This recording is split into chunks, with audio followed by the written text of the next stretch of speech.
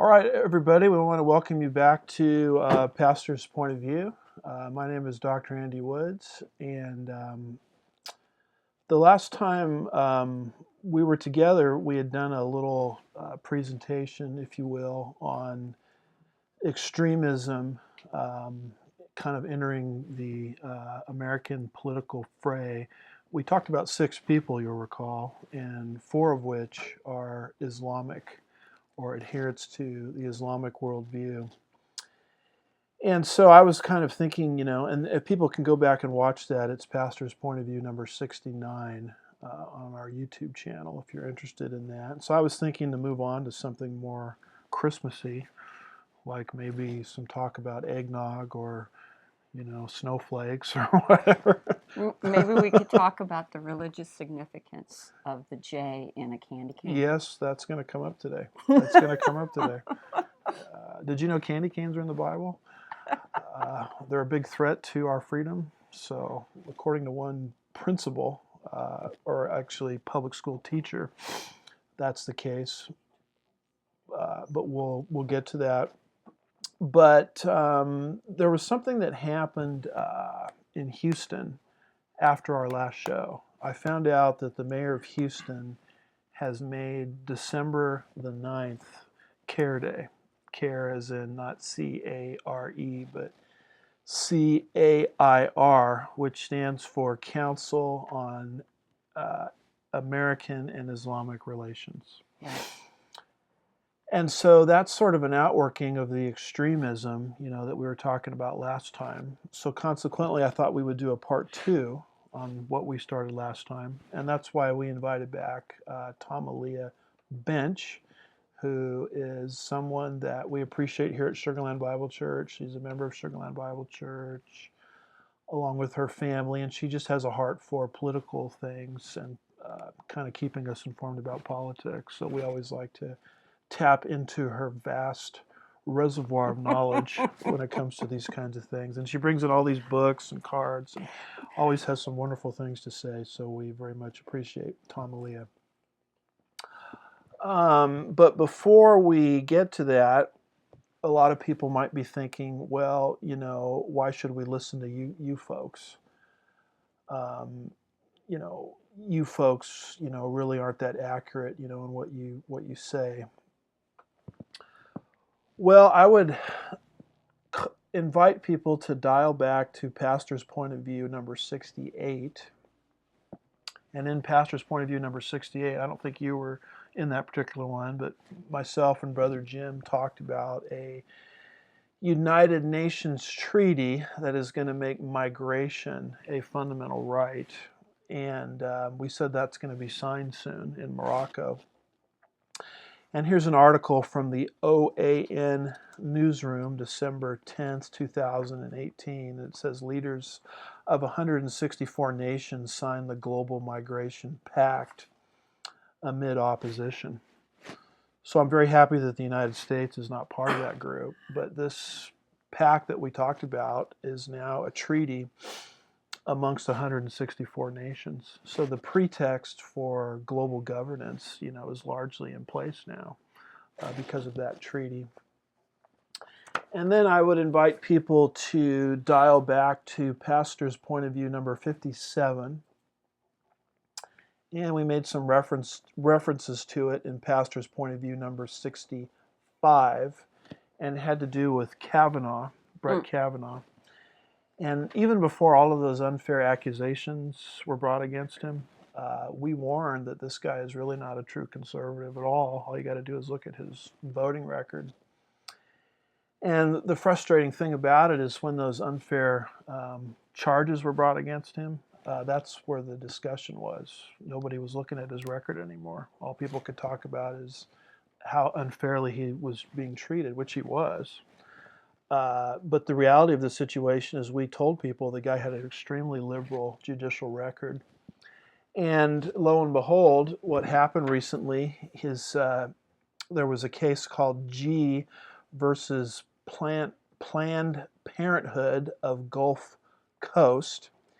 And it had to do with whether the Supreme Court was going to grant a writ of certiorari to review a case which would have enabled states to, to kind of make a long story short, defund Planned Parenthood. And what does Kavanaugh do? They need 4 votes, if I'm not mistaken, to grant this writ of certiorari. So everything's sort of riding on Kavanaugh because 3 conservatives wanted to review the case. And Kavanaugh voted no. And Justice Thomas, probably the court's most conservative member, in a very rare move, wrote a dissent in this decision of the case not to grant this writ of certiorari. And it's very interesting what Thomas did. Justice Thomas's dissent, and you can find it online, it's about 4 pages long, GEE versus Planned Parenthood of Gulf Coast. Justice Thomas's dissent is very stern against Kavanaugh. Would you mind reading what he said there, beginning with the quoted areas? So what explains the court's refusal to do its job here? I suspect it has something to do with the fact that some respondents in these cases are named Planned Parenthood. Some tenuous connection to a politically fraught issue does not justify abdicating our judicial duty. If anything, neutrally applying the law is all the more important when political issues are in the background. So it had to do with the conflict at the lower court level, and this is the kind of case Thomas says that the court would probably normally take to resolve this conflict, but they didn't because it might go against Planned Parenthood. And so, we sort of warned that, Kavanaugh is not the trusted pro-life conservative type of person that everybody thinks he is. In fact, I'm reading here from an article by Cliff Kincaid entitled "Brett Kavanaugh's Chickens Have Come Home to Roost." And Cliff Kincaid writes, Kavanaugh's ruling against pro-lifers will protect taxpayer funding of the abortion industry. A liberal commentator was ecstatic. Justice Kavanaugh just saved Planned Parenthood from red states' attempts to defund the clinic work, close quote. Another said Justice Kavanaugh and John Roberts, quote, joined with the court's progressives to preserve Planned Parenthood's public funding, close quote. And an awful lot of pro-life groups are trying to spin this and make it look like Kavanaugh really didn't do anything wrong here. But we're of the persuasion that he could have easily intervened and really dealt a significant blow to Planned Parenthood, and he didn't take the opportunity to do it. So, we're not here to tell you I told you so necessarily, but we're here to say, look, this is something that we talked about even before the accusations were raised against him, that this guy, if you just look at his voting record, he's wrong on almost every single issue that a conservative would care about, from abortion right on down to the Fourth Amendment. And so it's very disheartening to me to look at these pro-family groups out there that are so aggressive in promoting him as some kind of pro-life constitutional conservative. And I think they're basically being dishonest, is my take on it. I don't know, do you have any feelings on that? Well, it's the fact that Roberts and Kavanaugh went together in this vote, because one of the things that came up, and I believe you discussed it in your previous PPOVs, was that Kavanaugh had written a decision that Roberts used in the Obamacare defense.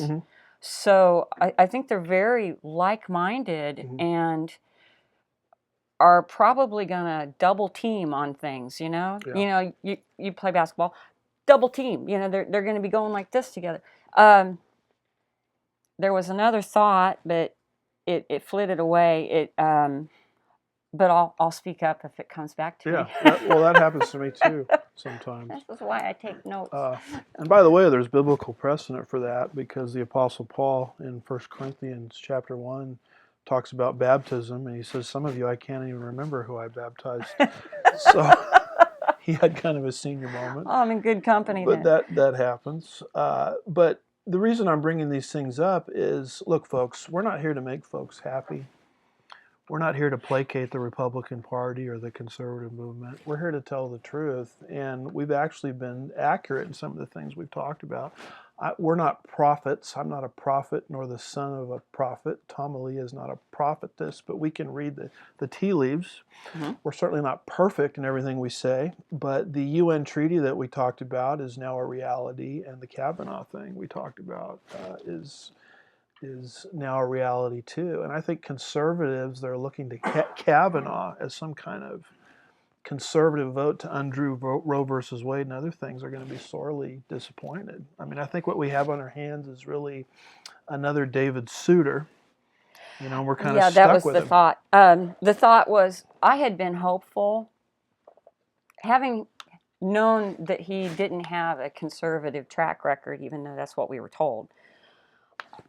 I had been hopeful that maybe the scales had fallen from his eyes Yeah. as a result of this, and that in combination with just the gravity of being on the Supreme Court, that he would make a right turn. Yeah. And because what he does now is going down in history. Yeah. And I don't think that's going to happen. That's kind of what I had hoped too. He was treated so bad that maybe he would recognize who his friends are and who his enemies are. But the best I can tell, folks, the man is not off to a banner start, to say the least. And so Kavanaugh is really someone you want to add to your prayer list, because God can change his heart. Yeah. So if you go back to Pastor's Point of View number 68, you'll see our discussion of the UN Treaty number 57 and 65. You'll see our discussion of Kavanaugh. And so we're into a brand new issue today. And it has to do with Islam. And it dovetails what we were talking about last time regarding extremism in American politics. 4 of the 6 people we talked about are of the Islamic persuasion, as we said earlier. And so we've entitled this Slouching Towards Sharia. Ah. You like that title? Slouching Towards Sharia. Now, when you criticize Islam, you have to understand something, that it's not a racial criticism. And the left and Islam itself has been able to frame the issue, whereas criticism of Islam is the same thing in their minds as criticizing someone because of their race. Islam is not a race. Okay, Correct. Islam is a religion that transcends any race. In fact, to my understanding, a large chunk of the population that's Islamic today is Indonesian. And so it really has nothing to do with the Arabic race or something to that extent. And, you know, it's like criticizing Christianity. A lot of people think if you're criticizing Christianity, you're criticizing Caucasians or white people. Well, Christianity is a worldwide movement, as is Islam. And I don't necessarily claim to be an expert on Islam. I rely on people that are, like Sharam Hadian, who we've had speak at this church twice. Usama Dokdok, who wrote a English translation of the Quran, which is very, explaining, showing exactly what that document says. But I'm a concerned citizen. And there's a quote that we surfaced last time. In fact, you read it at the very end. You reminded me it was here. It's in an article that we covered by Avi Abulau, entitled "Newly Elected Congresswoman Speaks at Muslim Brotherhood Event." And would you mind rereading that quote to us? That whole paragraph, if you don't mind. CAIR presents itself as an advocate for Muslim civil rights and the spokesman for American Muslims. However, CAIR's long-serving chairman, Omar Ahmad, reportedly told a crowd of California Muslims back in July 1998 the true purpose of the activities of CAIR. Quote, "Islam isn't in America to be equal to any other faith, but to become dominant. The Quran should be the highest authority in America and Islam the only accepted religion on earth." End quote. Now, this is what the CAIR spokesperson said in 1998, as you pointed out last time, 3 years prior to 9/11. Quote, "Islam isn't in America to be equal to any other faith, but to become dominant. The Quran should be the highest authority in America, and Islam the only accepted religion on the earth. That's the goal of Islam. That's not coexistent. That's not coexistent at all. And I think most people out there that haven't studied this issue kind of instinctively know there's something wrong, but there's not a lot of voices out there, connecting the dots for them. So we're going to try to connect the dots for you today on the Islamization of America and where we are in that process. And to get some help from that, I'm going to quote from a book by Dr. Peter Hammond, who was a South African missionary, and he was forced to learn about Islam. He was forced to become an expert in Islam because that's the environment that he was working in. And he makes a statement here. He says, the primary aim of Islam is not spiritual but political. And it's a process called Islamization. And if folks want to see where he's written this, it's in a book entitled Slavery, Terrorism, and Islam.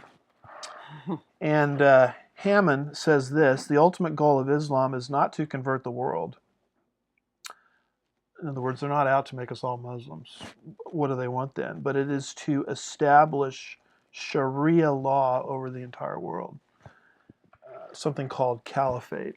Right. And what Hammond does in this particular book is he describes this process of Islamization, which is to increase the Islamic population count in a host culture.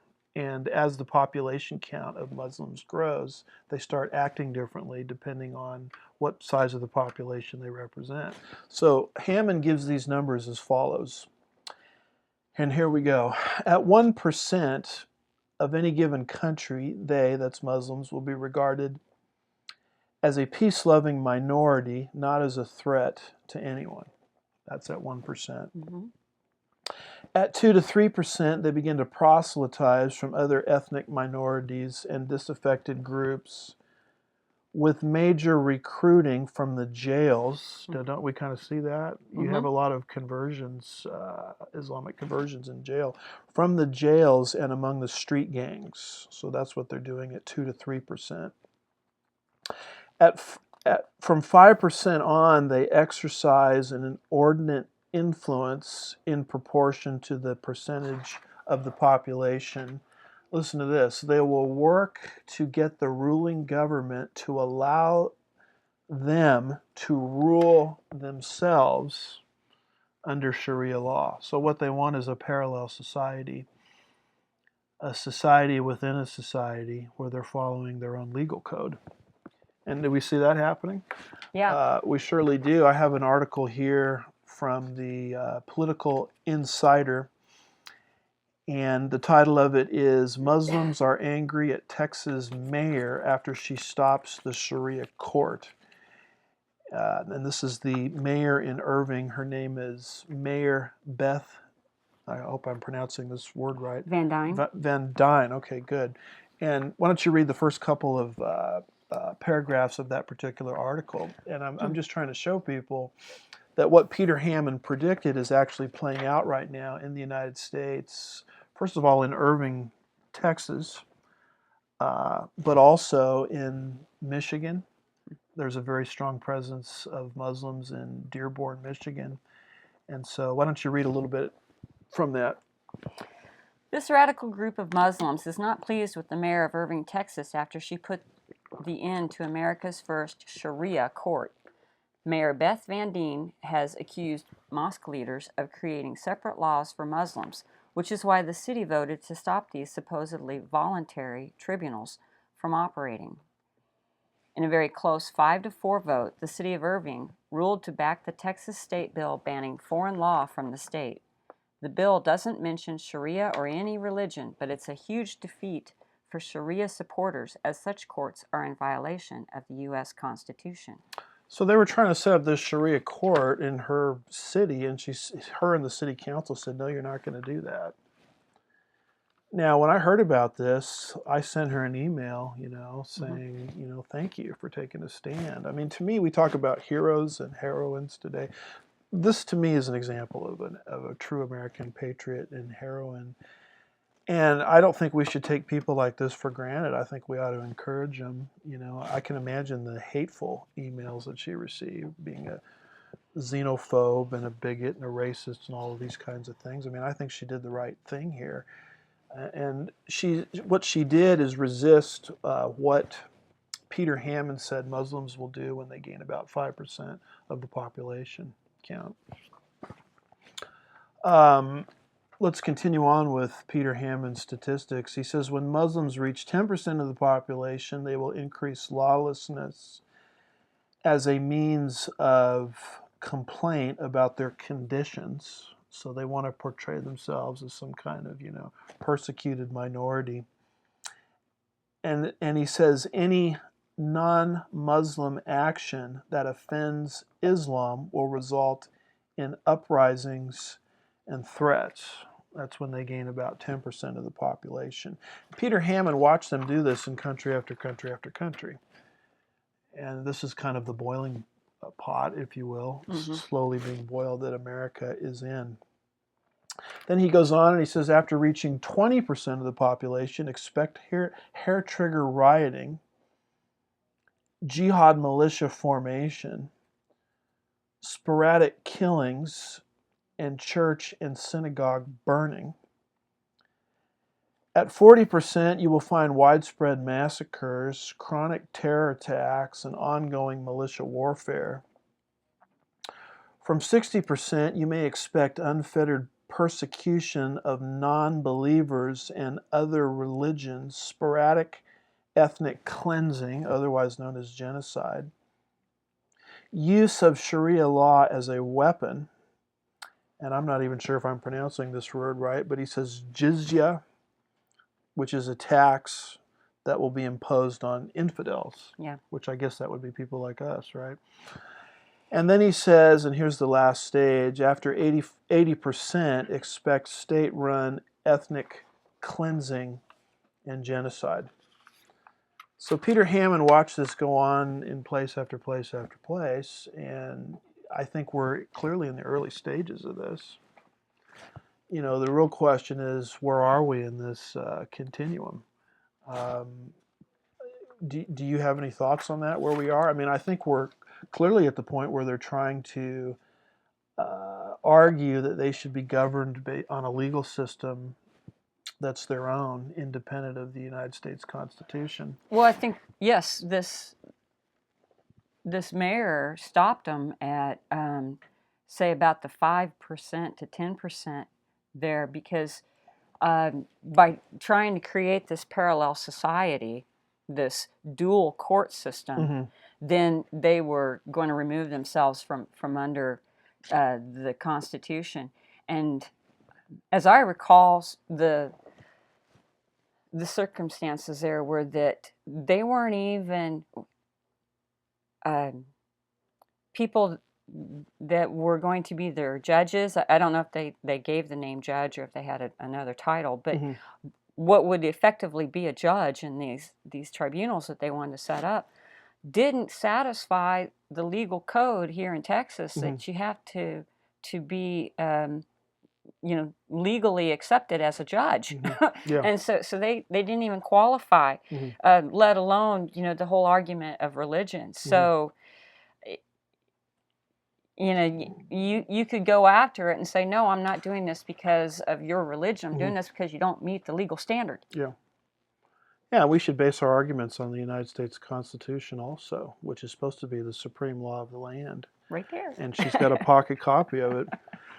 Go ahead. This is from Article 6.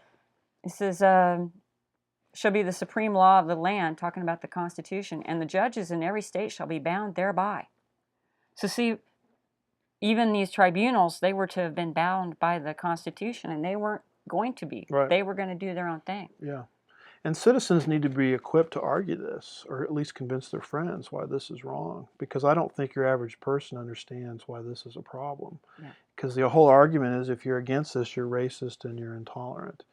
Well, no, it goes against the founding documents of the United States. And you happen to have a mayor in place in Irving, and I thank God for her, presence there who basically came down on the correct side of that. But this is anytime Islam gets an ascendancy like this is a battle that your school board is going to face, your city council is going to face, your mayor is going to face, etc. And I think as Islam swells in our country through huge population rates. Your average Islamic couple has, what, 5 children, compared to your average American couple maybe has 2 to 3, and also through a porous borders philosophy.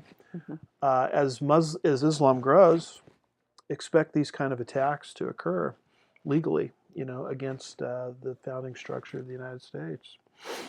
So I would say this: we're at sort of what Peter Hammond called maybe the 5%, 2 to 3% to 5% part. And I think it's a truism that when Islam is at those lower percentages, they're involved in what I would call tremendous propaganda. There is tremendous propaganda taking place right now in American society to mainstream Islam and to kind of put a happy face on Islam and to sort of mask its true intentions. And what I would like to show you are really about 5 things. I can do these very fast that demonstrate this, the propaganda war that we are in. Mm-hmm. The explanatory memorandum, which we're going to reference in just a second, lays out the Muslim Brotherhood strategy for the toppling of America. And there's a line in the explanatory memorandum which says they want to topple our miserable house through our own hands. In other words, the goal is to use people that are influential in the culture to kind of brainwash them, propagandize them, alter their perspective on this, and use them as what we would call useful idiots. Yeah, okay. Useful idiots to convince the rest of the population to mainstream Islam. And I think that's exactly where we are here in the United States. By the way, when I say useful idiot, it's not a pejorative. It's a technical, historical expression. It's what the Marxists did. They used people to advance their cause, and once the useful idiots once they had served their utility or usefulness, they were quickly discarded. And that's what's going to happen to useful idiots that we're going to be talking about here in just a moment. Once Sharia law, God forbid, gets imposed on the United States of America, which, according to Peter Hammond, according to some of the quotes we gave earlier about one of the leaders of CAIR, that's certainly one of their goals.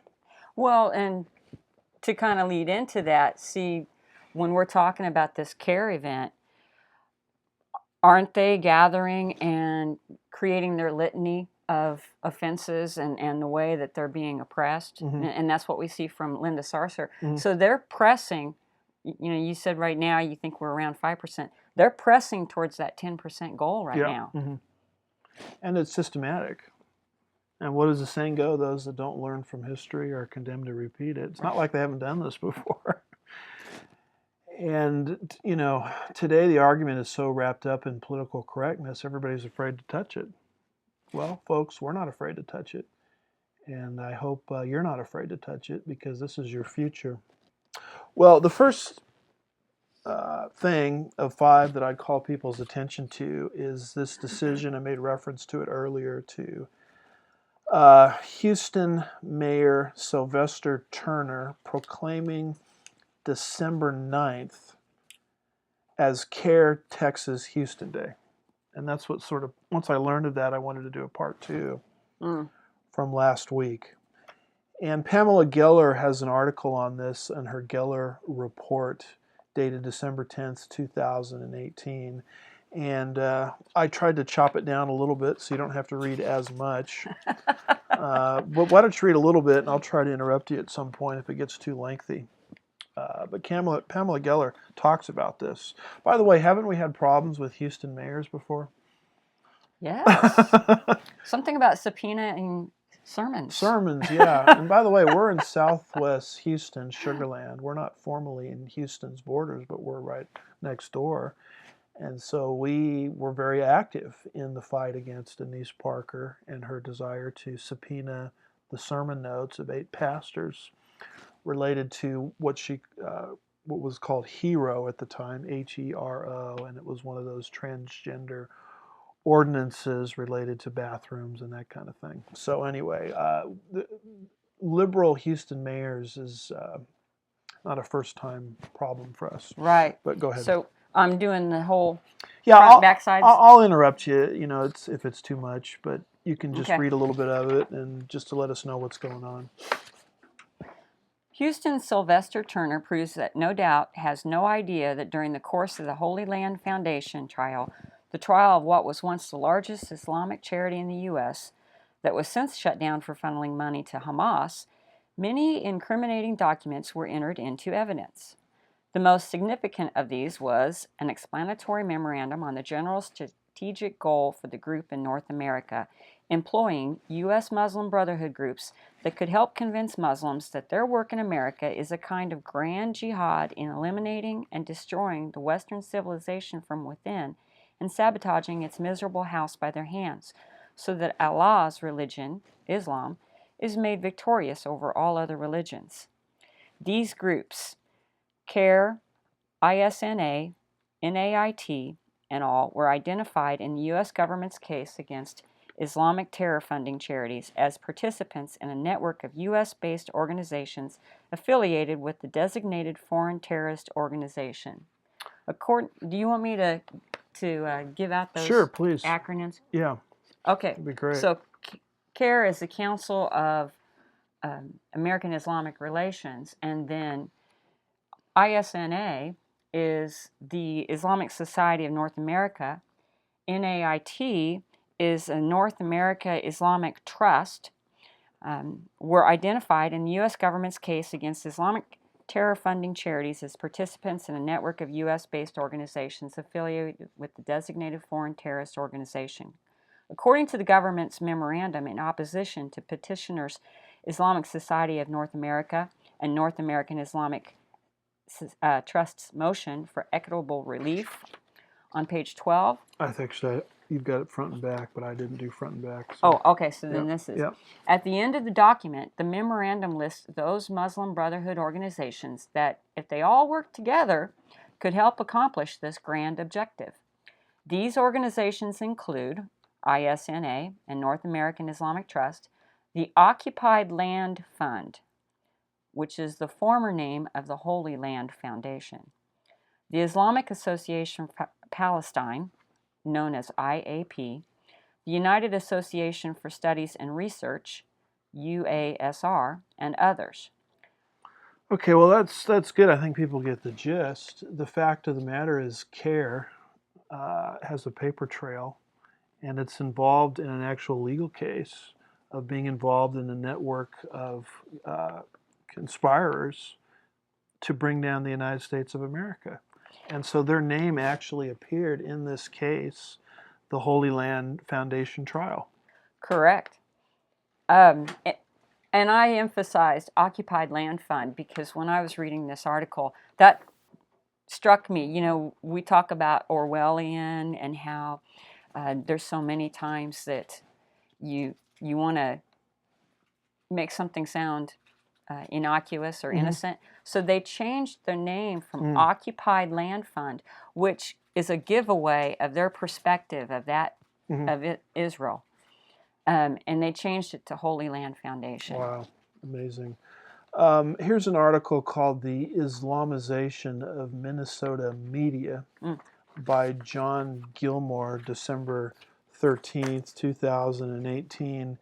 And he writes, the Council on American Islamic Relations, CAIR, is the U.S. branch of Hamas, a designated foreign terrorist organization. Notwithstanding, CAIR has turned into the go-to source on all matters Muslim for much of the American media. Now, you read this stuff, and we have Sylvester Turner, the mayor of Houston, making December 9th CAIR Day.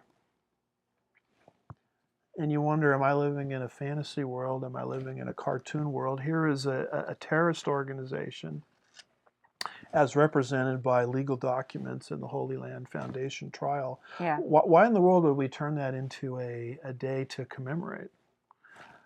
And by the way, how come we don't have a Billy Graham Day or some Christian leader day? You know, we want to take a terrorist organization and make that a particular day that folks are supposed to commemorate.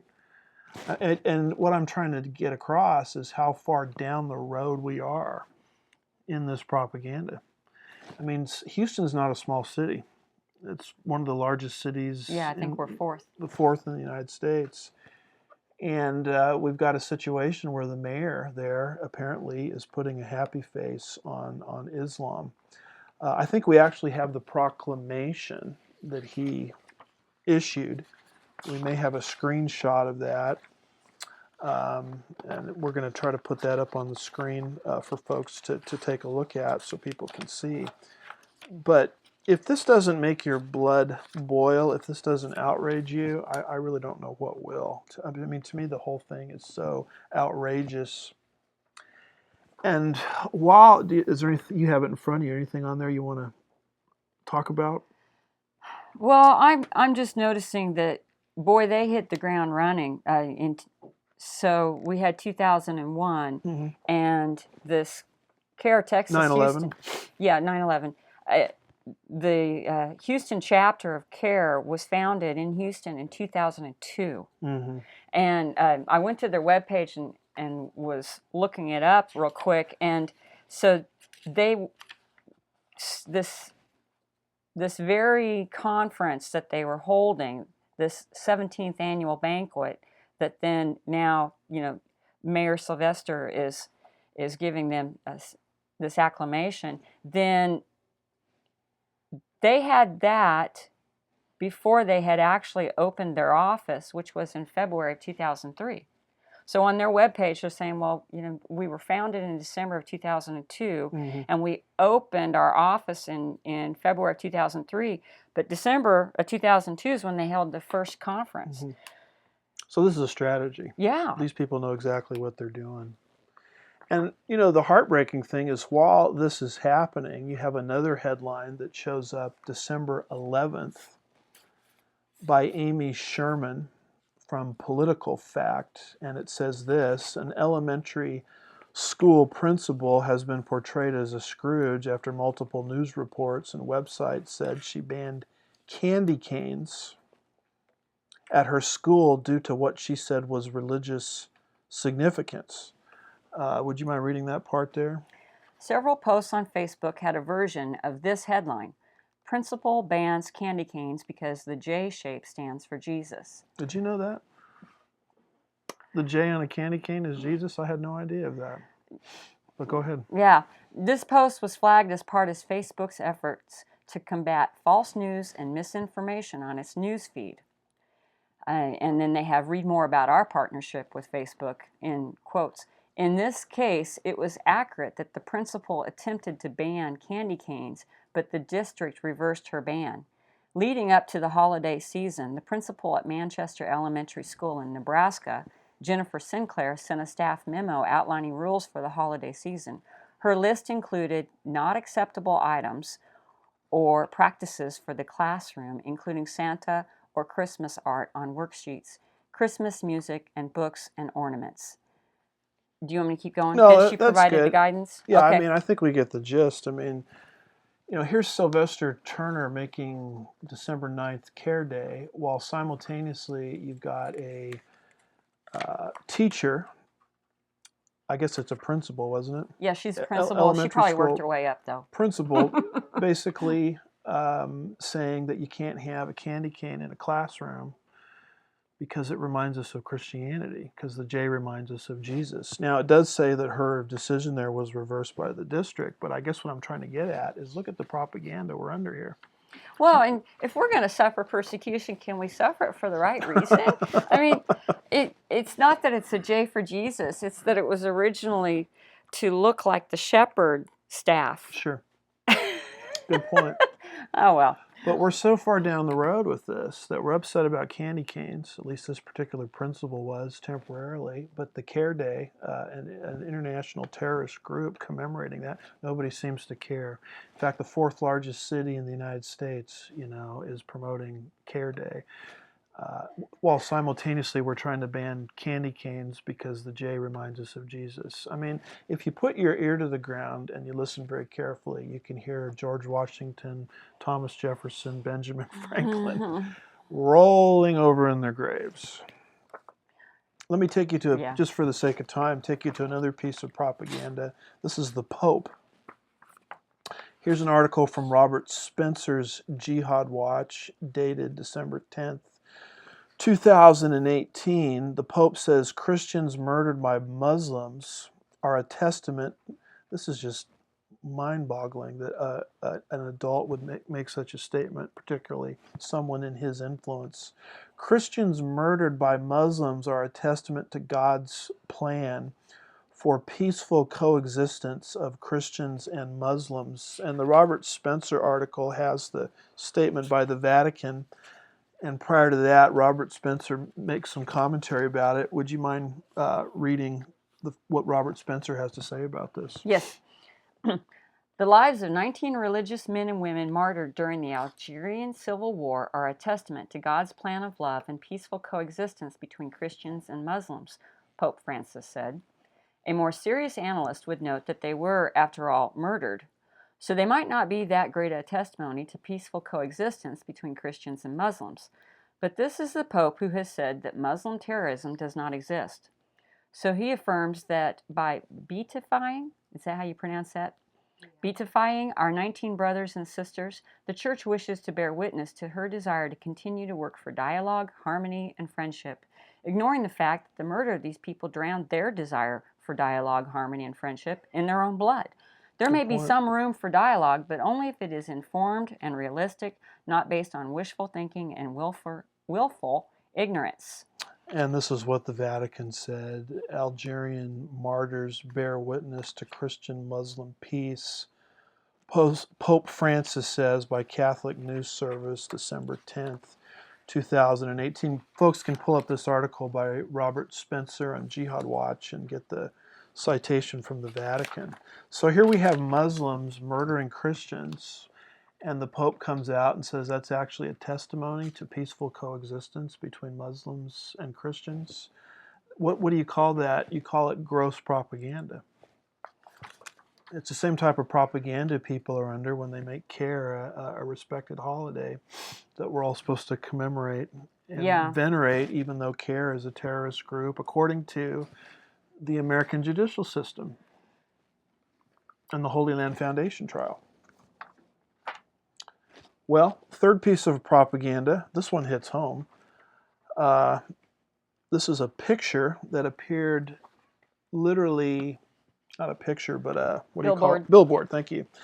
That appeared literally walking distance from this church. I would say half a mile. And let's put that up. What it does is and I'm sure people are seeing these kind of pictures appear, billboards appear rather everywhere, all over the country, but it portrays Christianity and Islam, Judaism, Christianity coming from Judaism, one faith, and Islam as common faiths. Right. It says one family, Abraham, Moses, Jesus, Muhammad, one message, Islam. In fact, this picture was taken by one of our church members who was a jogger, and it's not you, because you're a jogger. But this particular individual walked over there. I'm glad she didn't get hit by a car in the process, because it's in the middle of the, Highway 90? Alt 90. Yeah, Alt 90, and got a really good picture of this. And what do you call this? I would call this heavy propaganda. And they are desperately in this area and in other parts of the country too, trying to put a happy face on Islam. In fact, at our church, we have visitors' bags. Yes. And we noticed, one of our elders did, that one of the visitors' bags looked a little different. In our visitors' bags, we have, just some information about our church and a copy of the New Testament and those kind of things. And it was a bag designed to look exactly like ours, but inside it was a Quran, where the local mosque is, information about where the local cultural center, as they call them, is located, an invitation to attend, the opportunity to enjoy a free meal. And someone has been watching our visitors' bags because they put together one exactly like ours, and they put it right in there with the rest. And so one of our elders came into one of the elder meetings and plopped that bag down and said, "Gentlemen, we've been infiltrated." And the rest of us are sitting around the table staring. "What do you mean we've been infiltrated?" And he starts to unravel the contents of this bag. And it's basically what you would call Islamic propaganda. So that's where we are in this country. We're in the middle of a cultural jihad. Right. Um, so is it true? Is Islam and Christianity, are they common faiths? Well, not at all. Here's an article from Ray Turner from CAIRM.org. And would you mind reading or what he has to say? I hope you folks out there don't fall for the propaganda that Islam and Christianity are common faiths. The Muslim religion is one of the fastest growing religions of the world, if not the fastest. Among its many differences with Christianity is that it denies the crucifixion and resurrection of Jesus. Whether Muslims believe... Aren't those important doctrines? Yeah. If you miss those, you kind of miss the whole point, right? We don't need to keep going. Whether Muslims believe in a substitution theory, which is another person was crucified in Jesus' place, ascension theory, that Jesus was rescued from the cross and ascended to heaven, or swoon theory, Jesus did not actually die while on the cross and survived the rigors of the crucifixion. Each one of them clearly denies the death of Jesus by crucifixion. This Islamic belief is not just something that Muslims conjured up in response to Christianity. Instead, the Quran clearly denies the crucifixion of Jesus in Surah 4, 157 through 158, which says, "They, the Jews, said in boast, 'We killed Christ Jesus, the son of Mary, the messenger of Allah.' But they killed him not, nor crucified him, but so it was made to appear to them. And those who differ therein are full of doubts, with no certain knowledge, but only conjecture to follow, for of a surety they killed him not. Nay, Allah raised him up unto himself." The Muslim view. Commenting on the above verses, the renowned Quranic translator and commentator Yusuf Ali states the Quranic teaching is that Christ was not crucified nor killed by the Jews. The Muslim apologist and author Ahmed Deedat agrees. On the subject of the crucifixion, the Muslim is told in no uncertain terms in the Holy Quran that they did not kill him, nor did they crucify him. Therefore, the Quranic teaching is that Jesus did not die by crucifixion, which is in direct contrast to Christianity, which says there is no salvation apart from the cross. Would you like the... Yeah, Matthew 26:28, Mark 14:22 through 24, 1 Corinthians chapter 1, verse 18, etc. Folks, when you see these signs indicating that Christianity coming from Judaism is some kind of brother faith or common faith with Islam, I hope you understand that the Muslim religion teaches that Jesus did not die on the cross. Quran, Surah 4, 157 through 158 says that very clearly. There's no commonality between Christianity and Islam. In fact, what does the Apostle Paul say? He says, "Come out from among them and be ye separate." He says very clearly, 2 Corinthians 6, 14 through 17, roughly, that you're not supposed to be unequally yoked. But I think your average person out there really doesn't. They see these signs. They don't know enough about Islam or Christianity to know the difference. And they think these are, some kind of common faiths, brother faiths, etc. So we've got heavy propaganda related to Sylvester Turner, related to the Pope, related to these types of pictures or billboards that people see. A fourth thing, real quick, is Linda Sarsour, who we mentioned last week. She was the leader of that women's march in D.C., Mm-hmm. where approximately 200,000 women participated. And she is, we have an article here called Organizer for Women's March, Linda Sarsour, is pro-Sharia with ties to Hamas, written by Christina, I don't know how to pronounce that, Layla, is that how you pronounce that? January 21st, 2017. She documents this whole thing, and she's actually got pictures here in her article of some of Linda Sarsour's tweets. Mm-hmm. There's two of them. I don't know, would you mind reading those tweets to us? And I just want you to see as she reads these tweets, and I think we've got images of them that we're going to put on the screen, how she's trying to put a happy face on Sharia. Okay. Oh, Sharia is not that bad. There's actually a lot of light in it, is what she's doing. The first tweet is May the 12th of 2015 at 8:21 p.m. She says, "You'll know when you're living under Sharia law if suddenly all your loans and credit cards become interest-free. Sounds nice, doesn't it?" And then the second one is actually earlier that same evening at 8:17 p.m. "If you're still paying interest, then Sharia law hasn't taken over America." And then she has a hashtag, just saying. So, gosh, wouldn't it be great to live under Sharia law? Look at all of the financial benefits you'd have related to loans and credit cards and But interest-free stuff. Aren't you in favor of Sharia law? Who could be against that? but isn't the left already going to make sure that we don't have to pay for anything anyway? Yeah, good point. Good point. So what's the benefit? Yeah. Okay. So I guess what I'm trying to show people is the propaganda that we're in and the stage of what I would call cultural jihad that we're in. We're right at that 5%, 2 to 3% to 5% mark that Peter Hammond talked about. Now, this fifth thing here, it hurts because this is one of my childhood heroes, an individual by the name of Kareem Abdul-Jabbar, who shot a heck of a skyhook. He was 7'2", 235 pounds, and my goal in life was to become like him. I never quite made it. But he was an NBA superstar. I think he, to this day, is the leading scorer, for, all time of the National Basketball Association.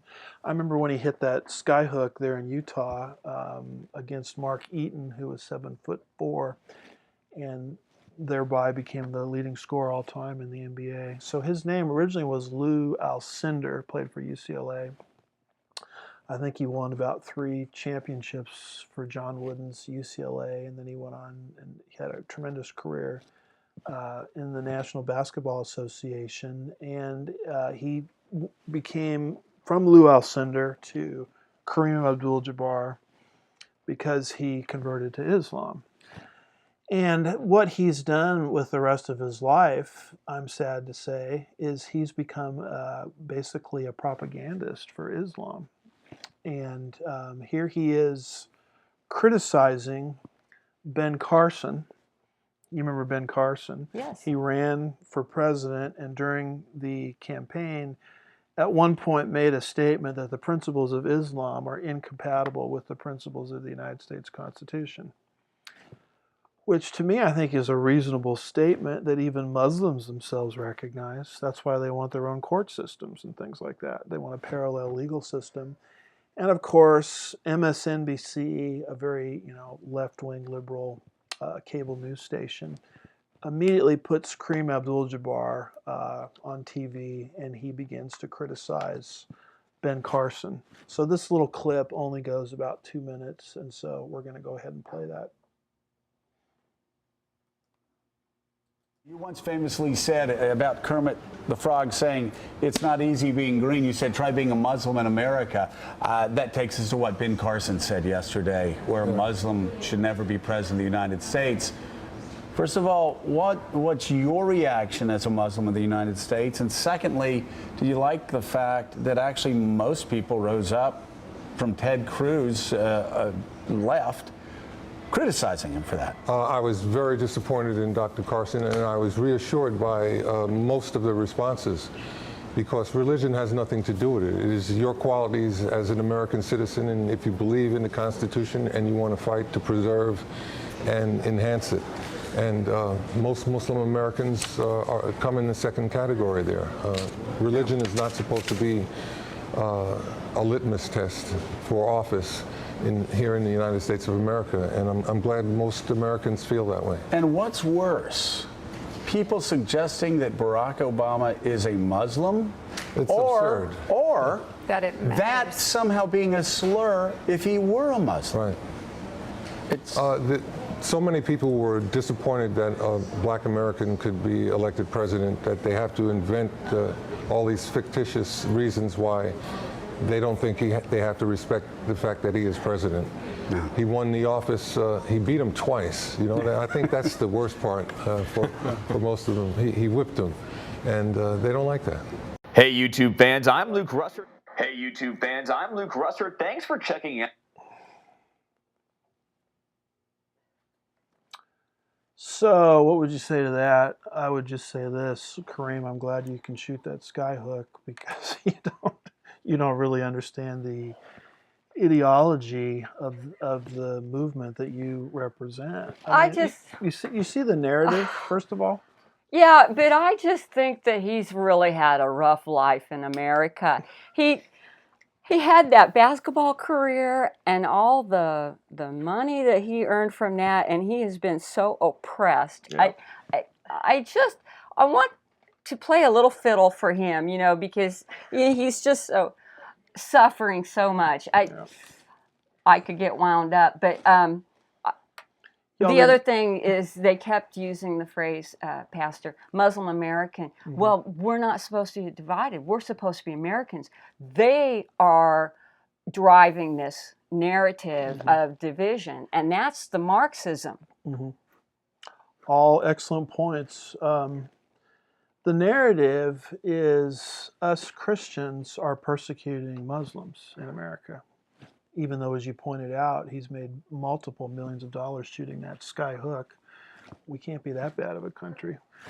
Now, is that true in Saudi Arabia? Is it true in Iran? Is it true in Iraq? Is it true in any Islamic country? Is it the big bad Christians persecuting the Muslims? It's the exact other way around. But the propaganda war is so intense that your average person is equating Islam with the plight of those in America that achieve civil rights status. You were going to say something there? Well, I was going to say, I think those all have greater than 60% population, and so there's persecution of other religions. Yeah, according to Peter Hammond's statistics. But this is all propaganda that people are under today. By the way, did you all know that we didn't like Barack Obama because he was black? I didn't like him because he was a Marxist. Yeah, we didn't like him because of his policies, because he was trying to socialize the United States. If we don't like people because they're black, why am I such a diehard fan of a justice that we quoted a little earlier, Clarence Thomas? I mean, I'm a complete fan of his, and the last time I checked, he happened to be black. So when he makes this statement that people didn't like Obama because of his skin color, I mean, that's ridiculous. But this is the propaganda war that we are under today. This is cultural jihad. And I like Dr. Ben Carson. There's another example. You know, he would have gotten my He's vote. what I call a bootstrapper. You know, he's one of these guys, he worked himself all the way up, and he's a brain surgeon. Yep. So there's Kareem Abdul-Jabbar criticizing a brain surgeon. Yeah. Mm-hmm. And beyond that, if you really want to look at who the true heroine is, look at Ben Carson's mother, who basically told him as a young man, should I watch TV or read books? And she said, basically, do you want to watch TV the rest of your life, or do you want to be on TV? If you want to be on TV, then you need to start reading and look at what Ben Carson became because of the influence of his very godly mother. He became a brain surgeon. He became a candidate for the President of the United States. So propaganda, Sylvester Turner, the Pope, these billboards that are appearing everywhere, making Islam and Christianity supposedly commonplace. Linda Sarsour tweets, and Kareem Abdul-Jabbar is a useful idiot for Islam. Where's this headed, Tom Alia, as we wrap up here? Once they get the population count in the upper hand, things are going to change very rapidly, and you don't have to look any farther than Europe to see this. Here's our final article by Dennis McKeown, I think is how you say that. It's from GatesstoneInstitute.org, which is a website we all like. It's entitled European Court of Human Rights Blasphemy Laws, where a word out of place can cost you your life. As we said at the beginning, using quotes from CAIR spokespersons, their goal is not pluralism, but it is dominance. Correct. And if they get the upper hand, what they'll quickly do is outlaw any criticism of Islam, sort of like the type of criticism you're hearing right now in this broadcast. That will be quickly outlawed under Sharia law. And Europe has already gone that direction, according to this article. Would you mind reading a little bit about that? The European Court of Human Rights ruled that criticism of Muhammad constitutes incitement to hatred, meaning that in Europe, criticizing Muhammad is no longer protected free speech. What the court has actually done, however, is rule out the possibility of any debate in which a range of various experts and members of the public could take part. Now it seems the only views that will be respected in the public forum are those of devout Muslims. Underage marriages are considered by some countries child abuse or statutory rape, but are acceptable under Sharia law. They also take place in Muslim communities in Western countries such as the UK. This alone is a major reason why platforms must be found to debate the issue instead of sweeping it as something offensive under the carpet. Ignoring it is offensive. Moreover, as some Muslims are often offended by even small matters regarding their faith, such as a toy teddy bear named Muhammad or a prisoner on death row declared innocent, so that mobs take to the streets to condemn or even kill those individuals, what now will not be censored in the West? Yeah, so what you have in Europe is basically censorship of anything that would be possibly condemnatory to Islam, including things like Muslims engaging in child abuse or statutory rape. You can't even talk about that anymore in Europe. And that's where the United States is going if this political correctness doesn't stop. This is the end game. And this is what they're not telling you about when they're about at 5% of the population, where they're at right now, 2 to 3 to 5% of the population. That's the end game. Right. If you want the end game, look at Europe. And by the way, folks, you ought to write down the name Tommy Robinson and research who he is. You know who he is, don't you? Yes. You want to tell our listeners about Tommy Robinson? I don't think Tommy Robinson even is his real name. But basically, he's a guy who started doing largely what we're doing here, doing Facebook Live podcasts, YouTube podcasts, things like that, to expose some of the statutory rape and child abuse going on in Islamic circles. And he was basically thrown in jail for that for a period of time. Yeah, Why? Because of these blasphemy laws. There was a case in, I want to say it's Manchester, but I have forgotten which city. I think in Manchester Great Britain. rings a bell. And essentially what was going on was it was a ring in which young girls were being sex trafficked. Okay, and they were being groomed for this. And so finally this was coming to trial, and he was exposing how the court system over there was essentially going to let these guys off. And these were Muslim men who were doing this. So then when he was out on the street outside of the courthouse filming what was going on, then he, as you say, he's in violation of the British code there. And then they threw him in jail for being in violation of a court order that was supposed to have prevented him from doing all of that. So they, the grave concern was that Mr. Robinson would be terminated while in prison because, as you were saying earlier, Killed, assassinated, in yeah, other words, murdered. the prisons are a mission field for the Muslims. So there we have it, folks. Europe is our future if these trends, are not reversed. So anyway, I hope you all enjoyed this little expose we did entitled Slouching Towards Sharia, basing our talk largely upon the statistics from Dr. Peter Hammond, trying to kind of help orient people where we're at now in our culture and trying to help people understand the reason we're experiencing the propaganda that we're experiencing from Sylvester Turner, the Pope, these billboards, Linda Sarsour tweets. They're certainly not treats, at least for me. They're tweets, and even useful idiots like well-known cultural icons like Kareem Abdul-Jabbar. A lot of comments and questions came in. One person says, so frustrating.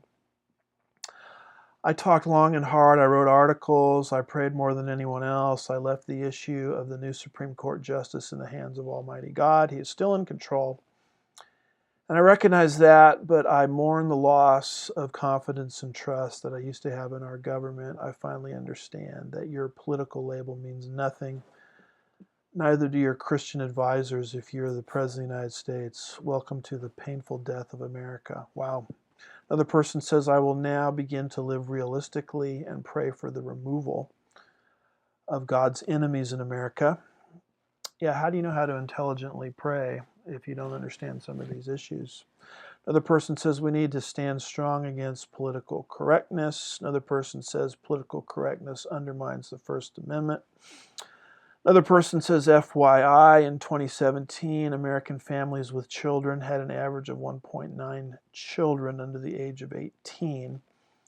That represents roughly an 18% reduction in the number of children in American families with children since 1960. So they're achieving what they're achieving largely through population growth and open borders. Another person said if the J stood for jihad in the candy canes, there would be no outcry. Interesting. Another person says, Pastor, all that you're talking about, including our entire state of affairs, what does it make you think of when you think of the messages to the 7 churches? Well, the church is sound asleep on this issue. We're entering the holiday season, the Christmas season. You can think of the vast number of subjects your average evangelical church will bring to the forefront during this time. Almost none of them will talk about this issue. And this issue may be the most important one in terms of the future of our republic and the future for our kids. Well, and one of them in your Revelation series, he said, when are you going to wake up? Yeah. Remember? Yeah, Sardis. Sardis. Yeah. So it's asleep. When are you going to wake up? That's maybe us.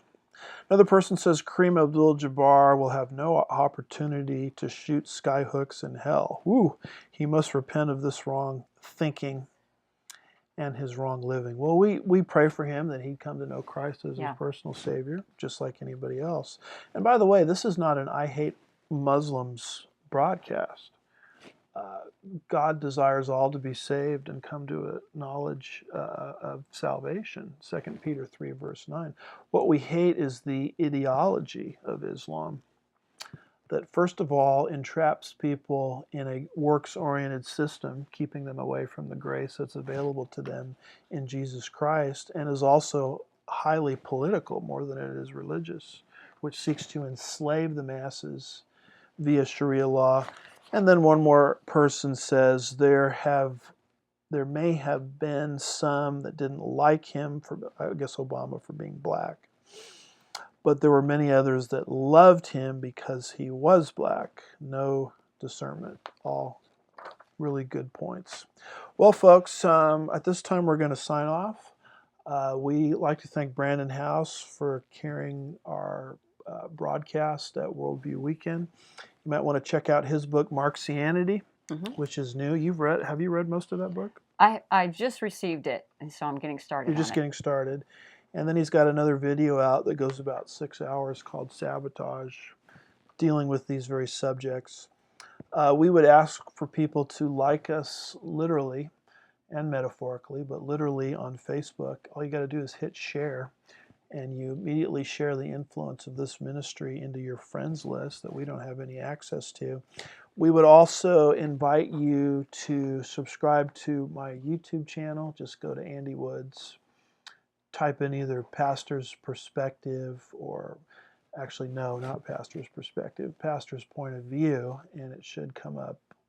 And go ahead and sign up on our YouTube channel as a subscriber. Anytime we load up something, you'll receive an automatic notification of that. And this presentation is going to be uploaded from Facebook onto our YouTube channel very, very rapidly today. And thank you also for pushing us beyond the 11,000 subscribers mark. Wow. We appreciate that. And I'm also the president of a school. If you're interested in learning how to teach the Bible verse by verse through proper method of interpretation and also knowledge of the original languages, a knowledge of systematic theology, we would encourage you to check out our degree programs at www.chafer.edu.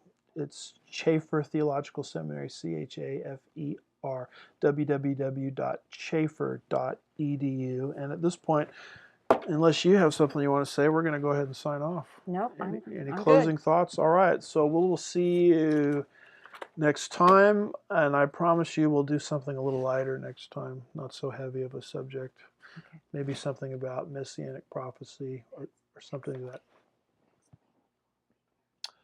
Yeah, there might be a slight schedule change next week, but we're planning on doing something at some point next week. So just keep your eyes on our Facebook page, my personal Facebook page, for notifications on that. So we love you. We pray for you. We ask that you would pray for us as well. And we'll see you next time. God bless you.